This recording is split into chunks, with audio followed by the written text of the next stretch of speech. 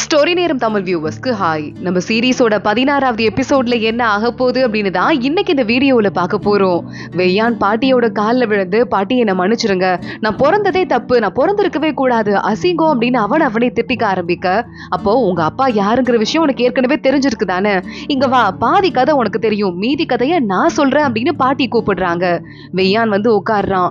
பாட்டி இவங்க அம்மாவை கடத்திட்டு போனது, அப்புறம் அவங்க அம்மா கிட்ட இந்த செங்பெங் தப்பா நடந்துகிட்டு, அப்புறம் மறுபடியும் இந்த ஊருக்கு அவங்க அம்மா வந்து சேர்ந்தது, நம்ம வெய்யான் பிறந்தது, அப்புறம் மன வருத்தத்திலேயே அவங்க அம்மா இறந்து போனதுன்னு எல்லா கதையும் சொல்ல, இப்பதான் வெய்யானுக்கு தெரியுது அவங்க அம்மாவை கடத்திட்டு போயிட்டு தப்பா நடந்துட்டனால இவன் பிறந்திருக்கான் அப்படின்னு. ஆனா அதுக்கு முன்னாடி செங்பெங் இவன் கிட்ட சொல்லும் போது, நாங்க 2 பேரும் லவ் பண்ணி ஓடி வந்து கல்யாணம் பண்ணிக்கிட்டோம் அப்படின்னு சொல்லியிருக்கான். இதை கேட்டதுக்கு அப்புறமா வெய்யானுக்கு தலையே சுத்தி போயிருது. நிஜமா பாட்டி அப்படின்னு. ஆமா, எங்க உங்க அப்பாவை பத்தி உண்மை தெரிஞ்சா நீ அங்க போயிடுவியோ, உங்க அம்மாக்கே பிடிக்காத ஒரு ஆள் கூட போயிடுவியோன்னு தான் நான் உங்ககிட்ட சொல்லாம இருந்தேன்னு பாட்டி சொல்றாங்க. ஆனா பாட்டி, எப்பவுமே நீங்க வெய்ஷாவோட என் மேல பாசம் அதிகமா காட்டினீங்க, அது உண்மைதான். ஆனா என்னைக்குமே எனக்கு எந்த ஒரு பொறுப்பும் கொடுத்தது இல்ல. நான் வேலைக்காரியோட பையன் அப்படின்னு எல்லாரும் ஏதேதோ பேசினதுக்கு நானும் நம்புறதுக்கு ஒரே காரணம், நீங்க என்ன எந்த பொறுப்பே கொடுக்காம இருந்ததுதான்னு சொல்ல. ஏன்னா உடம்புல பியாங்ஷு ரத்தம் ஓடுது. என்னைக்காவது ஒரு நாள் உங்க அப்பா கூப்பிட்டாரு, நீ பியாங்ஷுவோட போய் சேர்ந்துட்டேன்னா உன்கிட்ட கொடுத்த பொறுப்பு எல்லாமே எங்க தலையில இடியா வந்து விழுந்துரும். நான் எப்படி உன்னை முழுசா நம்ப முடியும் சொல்லு? நீ இந்த ரத்தம் பாதி தான் உங்ககிட்ட இருக்கு. அதனாலதான் நான் உனக்கு இப்போ ஒரு சாய்ஸ் கொடுக்குறேன். இப்போ நீ எப்பவுமே என் கூடயே இருக்கலாம், உனக்கு நான் பொறுப்பு தர மாட்டேன். ஆனா ஒரு பேரனா எப்பவுமே உன்னை வந்து நான் தாங்குன்னு தாங்கிட்டே இருப்பேன். இன்னொரு சாய்ஸ் இருக்கு. உன்னை இத்தனை வருஷமா நான் பார்த்து பத்திரமா வளர்த்தேன்ல, அதுக்கு இப்ப என் காலில் விழுந்து ஒரு ஆசீர்வாதம் வாங்கிட்டு ஒரு நன்றி சொல்லிட்டு இப்பவே நீ மறுபடியும் உங்க அப்பா கிட்ட போயிடலாம், ஆனா திரும்ப வரக்கூடாது அப்படின்னு பாட்டி அழுதுட்டே சொல்ல, வெய்யான் பாக்குறான். அமைதியா எந்திரிக்கிறான், பாட்டியோட காலில் விழறான். பாட்டி அழுதுட்டே பார்த்துட்டு இருக்காங்க. என்னை இத்தனை வருஷம் வளர்த்ததுக்கு ரொம்ப ரொம்ப தேங்க்ஸ் பாட்டி, என்னைக்கும் மறக்க மாட்டேன். இப்ப கூட நான் வந்துட்டு அப்பாவோட போயிடலாமா அப்படின்னு ஒரு செகண்ட் யோசிச்சேன். ஆனா அது என் அப்பாவே கிடையாது, இனிமே அவன் எதிரி. இனிமே வந்துட்டு நான் கண்டிப்பா என்னைக்குமே வெய்யோட நாட்டுக்காரன் நான் மட்டும்தான் இருப்பேனே தவிர வேற எந்த ரத்தமும் எனக்குள்ள ஓடல. எனக்கு எந்த பதவியும் கொடுக்காட்டியும் பரவாயில்ல, உன்னை விட்டு என்னால போக முடியாது பாட்டி அப்படின்னு வெய்யான் வேகமா பாட்டியை கட்டி பிடிச்சிட்டு அழ ஆரம்பிக்கிறான். பாட்டியும் கதறி அழுதுட்டு இருக்காங்க. சொன்ன மாதிரியே செஞ்சுட்டேனா அப்படின்னு தூரமா பார்த்து ஷீச்சியை கேட்டுட்டு இருக்க வெய்ஷாவை பாக்குறான். சொன்னதை செஞ்சுட்டேன் அப்படின்னு. இன்னும் ஒரே ஒரு வேலை எனக்கு மீதி இருக்கு அப்படின்னு ஷீச்சி கையில கொஞ்சம் சாப்பாடு எடுத்துட்டு உள்ள நினைவு மண்டபத்துல மண்டி போட்டு எழுதிக்கிட்டு இருக்க வெய்ஷாவோட அம்மா கிட்ட போறா. நீ எதுக்கு இந்த இடத்துக்கு வந்த? உன்னை பார்த்தாலே எனக்கு சுத்தமா பிடிக்கல. நீ வந்ததாலதான் எனக்கு எல்லா பிரச்சனையும் மாறி வந்துட்டு இருக்கு. உன் சாப்பாடு வேண்டான்னு கத்த ஆரம்பிக்க ஷீச்சி பாக்குறா. என்னைக்குமே வந்து நான் உங்களுக்கு வந்து பிடிச்ச பொண்ணா இருக்கணும்னு ஆசைப்பட்டது கிடையாது. ஆனா வெய்ஷாவுக்கு எப்பவுமே வீட்டுல மனசு நிம்மதியா இருக்கணும்னு மட்டும் தான் ஆசைப்படுறேன். அதனாலதான் வெய்யானுக்கும் எனக்கும் நடுவுல பிரச்சனை வந்தப்போ என் மேல பழி விழுந்தா கூட பரவாயில்ல நான் நினைச்சேன். இப்போ அம்மாவா பொண்டாட்டியா அப்படிங்கிற ஒரு நிலைமை அவருக்கு வரவே கூடாது. அதனாலதான் உங்ககிட்ட பேசுறதுக்காக வந்திருக்கேன். அவருக்கு எந்த மனசுக்கு குழப்பமும் வரக்கூடாது நீங்களும் நினைக்கிறீங்க தானே. அதுவும் இல்லாம அரிசியை நீங்க மாத்தி வச்சீங்க தான். ஆனா அதுக்கு நீங்க வேக வச்ச அரிசியை போட்டு எங்க நாட்டை தேச துரோகியா மாத்தல. பழைய அரிசி கொடுத்தாங்க நம்ப வச்சீங்க, உங்களை யாரும் நம்ப வச்சு கழுத்து அறுத்துட்டாங்க. அதனால இன்னமும் அவர் மேல உங்களுக்கு பாசம் இருக்குன்னு எனக்கு தெரியுது. நானும் பாசம் வச்சுட்டு இருக்கேன். அதனாலதான் உங்களுக்கு சாப்பாடு கொண்டு வந்து கொடுத்துட்டு இருக்கேன்னு சொல்ல, அப்படியா, என் மேல உனக்கு கோபம் இல்லையா அப்படின்னு வெய்ஷாவோட அம்மாவை கையை பிடிச்சுக்கிறாங்க. ஷீச்சி லேசா சிரிக்க ஆரம்பிக்கிறா. சாப்பிடுங்க அத்தை, இந்த தண்டனை வெளி உலகத்துக்கு காட்டுறதுக்கு தான். உண்மையாவே உங்களுக்கு தண்டனை கொடுக்கணும்னு யாரும் கொடுக்கல அப்படின்னு சாப்பாடு கொடுக்க, அப்படியா அப்படின்னு சிரிச்சுட்டே இவங்க அம்மா திரும்பி பாக்குறாங்க. இங்க இந்த சுகியோட புருஷர்கால உடம்பு முடியாம இருந்தானே, அவன் இறந்து போயிடுறான். செங்பெங் தான் பக்கத்துல இருந்துட்டு இருக்கான். இப்படி ஆயிடுச்சேப்பா அப்படின்னு கதறி அழுதுட்டு இருக்காரு இந்த மினிஸ்டர். அப்ப வேகமா ஆளுங்கெல்லாம் ஓடி வந்துட்டு, கவர்னர் இல்லாம ஒரு செகண்ட் கூட நாடு இருக்க கூடாது, நீங்க பொறுப்பை ஏத்துக்கோங்க அப்படின்னு சொல்ல, உடனே செங்பெங் பார்த்துட்டு, நான் பொறுப்பை ஏத்துக்கிறேன், நீ விட்டு போனதை நான் இனிமே பாத்துக்கிறேன் அப்படின்னு சொல்லிக்கிட்டு இருக்காரு. இங்க வெய்யான் நேரம் அந்த செங்பெங்கோட அசிஸ்டன்ட் தான் கூட அமுச்சு வச்சாங்கல்ல, அந்த அசிஸ்டன்ட் கிட்ட வந்துட்டு, என் அம்மாவும் அப்பாவும் எப்ப முதல்ல பாத்துக்கிட்டாங்கன்னு கேட்க, அவங்க 2 பேருமா எங்க பாத்துக்கிட்டாங்கன்னு தெரியாது, ஆனா ரொம்ப லவ் பண்ணாங்கன்னு அவன் பொய் சொல்ல ஆரம்பிக்கிறான். ஓ, ரொம்ப லவ் பண்ணாங்களா அப்படின்னு கேட்டுட்டு கழுத்துல கத்தி வச்சுட்டு, இன்னும் என்ன பொய் சொல்லி ஏமாத்தலான்னு பாக்குறல்ல, எங்க அம்மாவை கடத்திட்டு போயிட்டு தப்பா நடந்துக்கிட்டு என்ன பிறக்க வச்சுட்டு எவ்வளவு கேவலமா நீங்க நடந்துக்கிறீங்கடா. இப்ப கூட நான் அவனை போனா போதுன்னு உயிரோட விடுறேன். எங்க அப்பா கிட்ட போய் சொல்லு, இதுக்கு மேல நான் ஒருவேளை போர்க்களத்துல பார்த்தேன்னா அவன் என் எதிரி, அவன் கொடுத்த எல்லா பொருளையும் தூக்கி போட்டு எரிச்சிடுறேன். இதுக்கு மேல அவனுக்கும் எனக்கும் சம்மந்தம் இல்ல அப்படின்னு வெய்யான் சொல்லிடுறான். அந்த விஷயத்த செங்பெங் கிட்ட நேரா வந்து சொல்றாங்க. சரி, கொஞ்ச நாள் அந்த ஊர்ல பாட்டி கூட ஜாலியா இருக்கணும்னு ஆசைப்படுறான் போல பையன், அவன் ஜாலியா இருக்கட்டும். சூகி இருக்காலே, இவ தப்பிச்சிட கூடாது. புருஷன் செத்து போயிட்டான், வெளியே போயிட்டு இருக்காளா, அவளை கூட்டு வந்து வீடு வீட்டு சிறையில வைங்க, புருஷனுக்கு அவளை நினைச்சுக்கிட்டே வாழ்க்கை ஃபுல்லா இருக்கணும் அப்படிங்கிற தண்டனையை நான் அவளுக்கு கொடுக்குறேன்னு சொல்ல அப்படியே ஆகட்டும் அங்க இருந்து ஆளுங்க கிளம்பி போறாங்க. இங்க நம்ம வெய்யான் வந்துட்டு இருக்கான். பக்கத்துல ஒரு அங்கிளோட ஷீச்சி ஆப்போசிட்ல வந்துட்டு இருக்கா பாட்டிக்கு சாப்பாடு கொடுக்கறதுக்காக. அந்த அங்கிள் பார்த்துட்டு ஷீச்சியை பத்தி இந்த துரோகி குடும்பம் இங்க எதுக்கு வந்துட்டு இருக்கு அப்படின்னு கத்த ஆரம்பிக்க வெய்யான் பாக்குறான். துரோகம் பண்ணது இந்த பொண்ணு கிடையாது, யாரோ பண்ண தப்புக்கு யார் மேலேயோ பழிய போடாதீங்க. இந்த பொண்ணுங்க கல்யாணம் பண்ணிட்டு வந்து ரொம்ப நாள் ஆச்சு, வைஷாவோட பொண்டாட்டி, அதை தெரிஞ்சு பேசுங்கன்னு சொல்ல எனக்கு சப்போர்ட் பண்ணதுக்கு ரொம்ப தேங்க்ஸ் அப்படின்னு நம்ம ஷீச்சி சிரிக்கிறா. இல்ல உங்களுக்கு எல்லாம் சப்போர்ட் பண்ண முடியுமா, நீங்க எல்லாம் எவ்வளவு பெரிய ஆளுன்னு கிண்டல் பண்ணிட்டு வெய்யான் அங்க இருந்து போயிடுறான். ஷீச்சி சிரிச்சுட்டே நிக்கிறா. இங்க வைஷா கிட்ட அட்வைசர் வந்துட்டாரு. இப்ப எல்லா விதையும் கரெக்டான விதை நம்ம கைக்கு கிடைச்சிருச்சுப்பா, ஆனா இப்ப நம்ம அசிஸ்டன்ட் அனுப்புறது எனக்கு சரிப்பட்டு வரும்னு தோணல. ஏன்னா பியாங்ஷு பக்கத்துல நம்ம இந்த விதையெல்லாம் எடுத்துட்டு போறோங்கிறதால ஒரு நல்ல அதிகபட்ச அதிகாரம் இருக்கிற ஒருத்தர் போனா நல்லா இருக்கும்னு நினைக்கிறேன் அப்படின்னு அட்வைசர் சொல்றாரு. சரி ஓகே நானே போறேன், கவலைப்பட வேண்டாம், பாத்துக்கலாம் அப்படின்னு வைஷா சொல்லிடுறான். இங்க இன்னொரு பக்கம் இந்த சூஹி வண்டியில இருந்துட்டு இருக்கா. அப்ப அவளோட கசின் போயிட்டு அக்கா உனக்கு ஒரு விஷயம் தெரியுமா, மாமா இறந்து போயிட்டாரான்னு சொல்ல இவ ஷாக் ஆயிடுறா. என்னோட ராணி மச்சம் அப்படின்னு சொல்லிட்டு அவ ஷாக் ஆயிட்டு சரி பரவாயில்ல, அடுத்து நம்ம வேற ஏதாவது பிளான் யோசிக்கணும். இப்ப என்ன பண்ணலாம், நாட்டுக்கு திருப்பி உள்ள போயிடலாமா, யாரு கவர்னர் ஆயிருக்கான்னு கேட்க செங்பெங் ஆயிருக்கான் அப்படின்னு சொன்னதும் எல்லாமே அவன் இஷ்டப்படி நடந்துருச்சு, இப்படி ஆயிடுச்சு அப்படின்னு சொல்லிட்டு இவ ரொம்ப ஃபீல் பண்ண ஆரம்பிக்கிறா.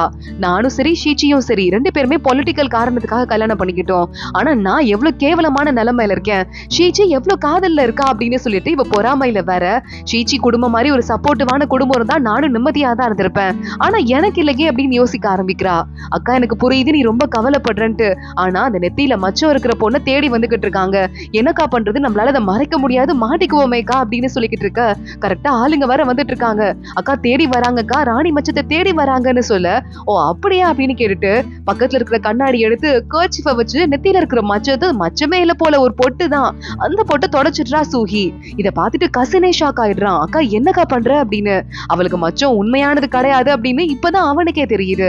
இனிமே என்ன எப்படி பிடிக்கிறாங்கன்னு பாக்குறேன் அப்படின்னு இந்த சூஹி சொல்லிக்கிட்டு இருக்கா. இங்க பாட்டி கூட வைஷாவை பேச வந்திருக்கான். இந்த மாதிரி நானே போக போறேன் பாட்டின்னு சொல்ல பார்த்து பத்திரமா போயிட்டு வான்னு பாட்டி சொல்றாங்க. இந்த விஷயத்தெல்லாம் நீங்க பேசுங்க, நான் சாப்பாடு எடுத்துட்டு வரேன் அப்படின்னு அங்க இருந்து வெய்யான் பொலிட்டிக்கலா பேசும்போது எதுக்கு இருந்துட்டு அப்படின்னு அங்க இருந்து கிளம்புறான்.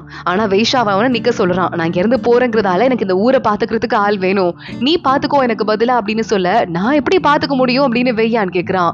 பாட்டி உடனே அவன் தான் அவனை நம்பி பொறுப்பை கொடுக்குறான்ல, அப்புறம் என்னடா பாத்துக்கோ அப்படின்னு சொல்ல என்ன நம்பி கொடுத்த பொறுப்பை நான் பத்திரமா செய்வேன் அப்படின்னு வெய்யான் அங்க இருந்து கிளம்ப ஆரம்பிக்கிறான். பாரு எவ்வளவு குறுகுறுன்னு ஓடி போயிட்டு இருக்கான்னு பாட்டி கிண்டல் பண்ண ஆரம்பிக்கிறாங்க.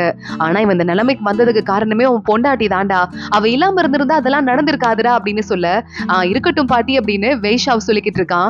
இந்த ட்ரிப்பு நீ போறல, இப்பயேவாவது போகும்போது உன் மனசுல இருக்கிற பழைய பாரத்தெல்லாம் தூக்கி போட்டுட்டு நீ நல்லபடியா வாழணும்னு ஆசைப்படுற அப்படின்னு பாட்டி சொல்றாங்க.